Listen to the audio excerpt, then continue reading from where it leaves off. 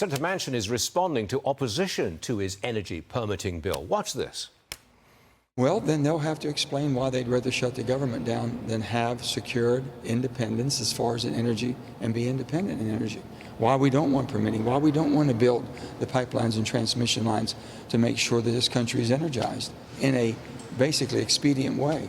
Why is other countries able to do it 1 in 3 years and we're 5, 10 or longer? That doesn't make any sense at all, Neil. I'm not so sure how many pipelines would be built or how many permits will be issued. Senator Roger Marshall, Republican from Kansas, joins me now. Will you vote against Manchin's bill and maybe shut down the government? I'm voting no. I'll Good. put the over-under that maybe 52 senators will vote yes on this, and it's going to take 60. But let's call this what it is. This is the Mountaineer kickback. Good for West Virginia, horrible for the rest of the country. This bill is inflationary, and let me tell you exactly what I mean by that. Look, energy accounts for about 1/3 of inflation, and this amendment is going to drive up the cost of energy. It will allow FERC, the federal government, to base their permitting decisions based upon the origin of the energy. So they would permit a transmission line for, say, wind or solar, but they wouldn't permit it, say, for nuclear, for coal, for natural gas. Let me tell you about the Kansas experiment really quickly. In Kansas right now, over 50% of the electricity is generated from wind.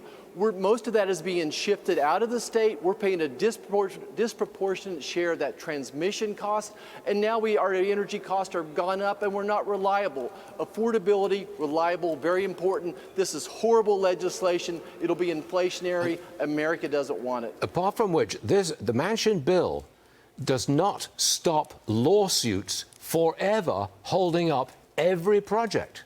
That's what they always do. They go to court, they win, liberal law, whatever, and nothing gets done. The Manchin bill does nothing about that. Right. This does not help the rest of the country. Senator Shelley Moore Capito has legislation that would significantly help permitting. We'll try to get that on the floor as well. I agree with Joe Manchin about this, is that it takes too long for permitting. It should be two years or less.